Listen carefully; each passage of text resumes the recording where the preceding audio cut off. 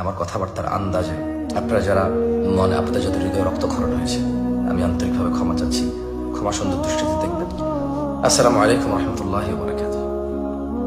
আপনারা জানেন রিসেন্টলি আমার একটা ভিডিও ফিলিস্তিন এবং ইসরায়েল নিয়ে খুব বেশি আলোচনা এবং সমালোচনায় আসছে। ওয়াল্লাহি আল্লাহ সাক্ষী, আমি চেষ্টা করেছি কথা বলতে এই বিষয়ে যে যারা আমরা ফিলিস্তিনকে ভালোবাসি, আমরা শুধু মুখেই বলে যাচ্ছি।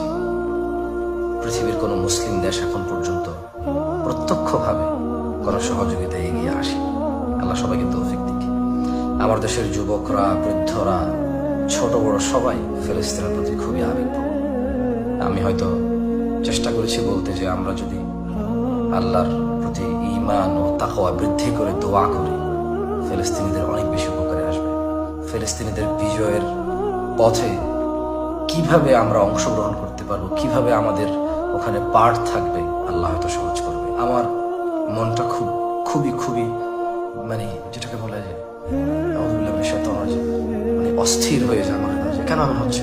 আমরা এতজন আছি, তাহলে কেন আমার ভাইরা মুক্ত হচ্ছে না?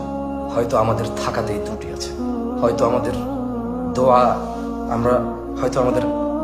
আমি চাইছি যে আমার দেশের যুবকদেরকে বলতে যে আমরা যদি নিজেদের ঈমান ও আখলাক তাকওয়া বেটার কন্ডিশনে নিয়ে যাই, হয়তো যেভাবে ফিলিস্তিন স্বাধীন হবে সেই পথ হয়তো আমাদের সামনে আসবে।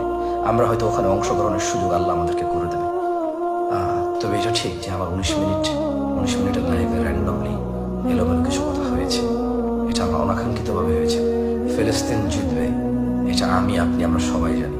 রাসূলুল্লাহ সাল্লাল্লাহু আলাইহি সাল্লাম বলেছে ফিলিস্তিন মুক্ত হবে, স্বাধীন হবে। এটাই সত্য। আমি এটার উপরে ঈমান রাখি।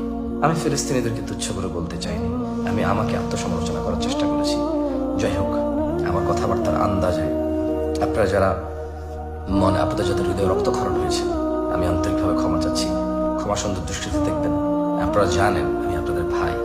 আমি কখনোই ফিলিস্তিনের বিরুদ্ধে যেতে পারি না। আমি জানি না আমার কোন কোথায় এমন হয়েছে। তবে অবশ্যই যেহেতু আপনারা সবাই একটা জিনিস নিয়ে আলোচনা করছেন, হয়তো আমার বলাতে ত্রুটি আছে। আমি আমার ত্রুটি স্বীকার করি এবং আমি সবার কাছে ক্ষমা চাই। বিইজনিল্লাহি তাআলা ভবিষ্যতে অ্যাজ এ বাংলাদেশি সোসাইটি সামাজিকভাবে আমরা যেভাবে কথা বুঝি, আমি বলার চেষ্টা করলে যেভাবে আমরা বুঝি বা আমাদের সমাজ বোঝে সেভাবে বলার চেষ্টা করব। আমার বলার আন্দাজ আরো উন্নত করার চেষ্টা করব। আপনারা ক্ষমা সুন্দর দৃষ্টিতে দেখবেন। ফিলিস্তিন জিতবে, আমি এটা বিলিভ করি। ইন্নামাল মুমিনুনা ইখওয়া, ফিলিস্তিনিরা আমাদের ভাই। তাদের মৃত্যুতে আমি কষ্ট পাই, তাদের বিজয় আমি হাসবো ইনশাআল্লাহ। জাযাকুমুল্লাহ খাইর। আসসালামু আলাইকুম।